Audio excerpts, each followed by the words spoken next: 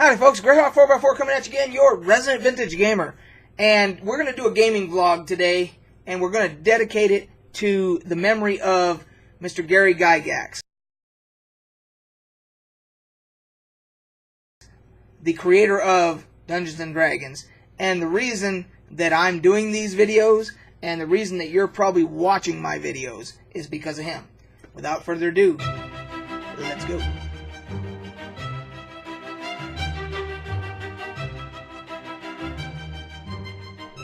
So, today is Gary Gygax Day. July 27th every year is Gary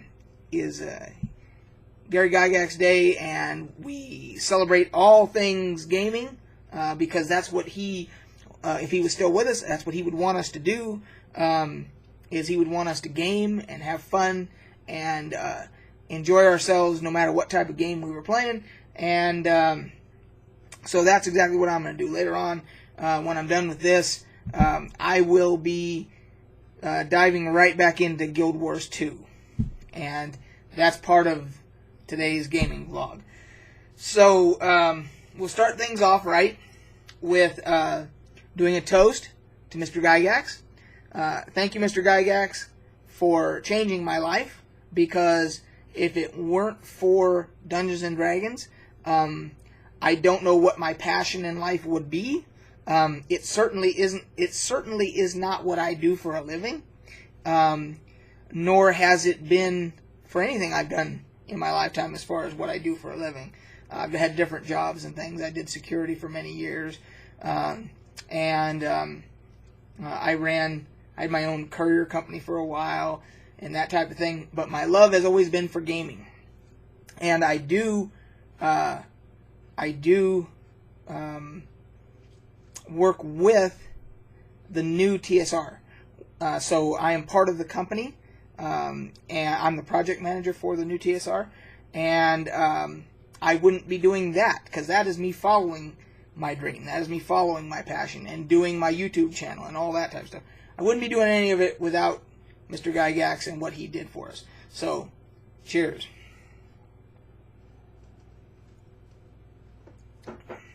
So, having said all that, this gaming vlog, we're going to talk a little bit about I'm on a hiatus from tabletop for this week because I start vacation tomorrow, and I'm not sure, we haven't got anything specific planned, but I needed to leave my schedule open in case the wife that says, let's go do this or let's go do that or whatever, I didn't want to have any commitments. So I'm on hiatus from those. So I have been playing a lot of diving back into MMOs on the computer. And it started with getting back into World of Warcraft in anticipation for Legion that's going to be coming out. And I've been enjoying that, getting ready for that. But then people on my channel here had been saying I really needed to try the Elder Scrolls Online again, because they had done so many things to improve it, added so much content, and the Thieves Guild and the Dark Brotherhood and all these things. And I made no mistake about, or I did not hide the fact that I did not like Elder Scrolls Online. I was an alpha tester. I got an invite from the company from seeing my videos, and they said Mr. Matt Furor, the lead guy there with ZeniMax, wanted to know if you wanted to try the game. And so I was an alpha tester. And I didn't pull any punches. I was honest with him. I hated the fact that you could not explore underwater. Every other MMO that I can think of, that's part of the immersion. If you are running from, you're getting ready to get, get killed by a bunch of whatever it is, a bunch of mobs, whatever it is that you aggroed, and you're running, and there's a cliff, and you're like, well, screw it, I'm just going to jump in the water. In most MMOs, you can jump in the water, you get away from the aggro and everything else. Now all of a sudden you're in the water and you happen to see a shipwreck. You can dive down and explore that. And in most MMOs, the developers are creative enough to put content down there, even if it's little stuff. They'll put like a little treasure chest down there, or they'll put a little statue, that's buried under the ship or something like that you find, and it has an inscription or something. Sometimes it'll start a quest. I mean, they get real creative, but you can't do any of that if there isn't even the ability to dive underwater and explore underwater. And what blows my mind is that we know that the technology exists for Bethesda games, because Skyrim, you could swim underwater and you could explore underwater. So what the hell? I mean, that still blows my mind. And then the bottom line is I fired it back up again. And yes, they've added a lot of content and everything else, but I went straight to the tavern, and the tavern keeper with voiceover says, "Have a seat and I'll pour you something strong." So I sit down and I click on him, and he's selling healing potions. He does not sell ale. He doesn't sell anything intoxicating or anything else like that that would be immersive and would be part of role-playing, that if you wanted to go to the tavern, you and your guildies, and you just fought a tough boss and you won, and you go to the tavern to have a guild meeting or whatever, you can't role-play that, because you can't, number one, you can't even get anything to drink there. Number two, you can't sit down. There's full, benches and chairs and all that other stuff in there. Can't sit down on them because there's no mechanic for that. So, Elder Scrolls, yes, you have done a lot of good. You have added in the Thieves Guild, and the fact that I love the fact that I can be an outlaw in Elder Scrolls Online. I can steal, pickpocket, whatever, and there's a bounty on my head if I do that. That is immersive. That is very immersive.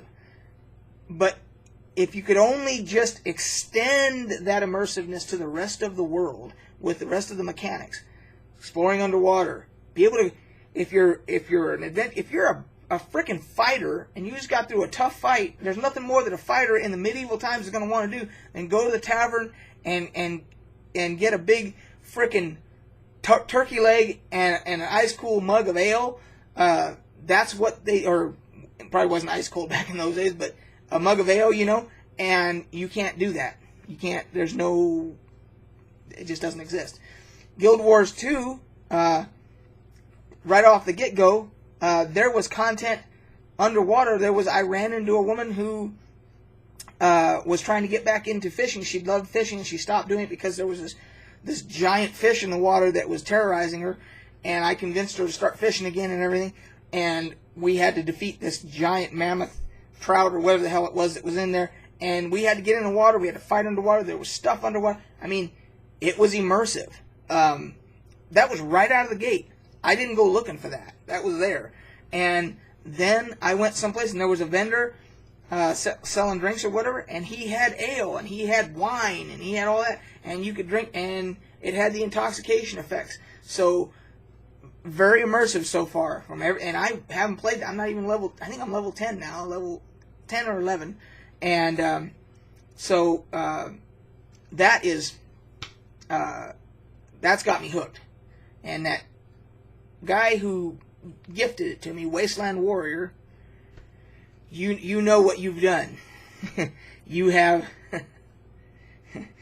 introduced me to my new addiction, and he knew it when he gifted it to me, because he sent me messages on Steam and said, "Here you go, enjoy your next 1,000 hours." And of course, it's not through Steam, but that's how he and I talk back and forth. And yeah. So thanks for that, Wasteland Warrior. I don't know that I've already pre-ordered Legion. What am I going to do with that when it comes, the collector's edition, $80, and I'm going to have that sitting there, and I know I'm going to be freaking stuck on Guild Wars 2 with $80 worth of pre-ordered collector's edition for World of Warcraft that I'm probably not going to get to anytime soon. I just resubbed the Elder Scrolls Online because I wanted to give it a full inspection, and I couldn't really do that if I didn't, at least for 1 month, didn't subscribe to get access to everything. So yeah, I've got all that going on, and now I got Guild Wars 2 that has been introduced to me, and I'm hooked. So that's what's been going on with me gaming wise. So in honor of Gary Gygax Day, they started this little challenge thing. And if any of you are still watching, last time I said that, there was just a couple of people that heard me say rubber baby buggy bumpers, even though they quoted me wrong in the comments. They did hear it, so I know they did watch the whole video. But if you are still watching, there was this little challenge. I'm going to put a picture here. So that is the challenge that's currently on Facebook for today, for Gary Gygax Day, of rolling up a character old school, 3d6. There's no extra d6 that you take the best 3 out of 4. None of that. It's just 3, and you go in order, starting with strength, all the way down, and you see what kind of character you came up with. And as you can see,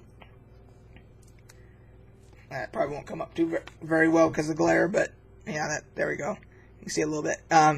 Just like the picture, I didn't do so well. I might be able to. That has the possibilities of being a magic user from first edition, a magic user character there, but that's pretty weak. So, but that's how it was back in the old school days.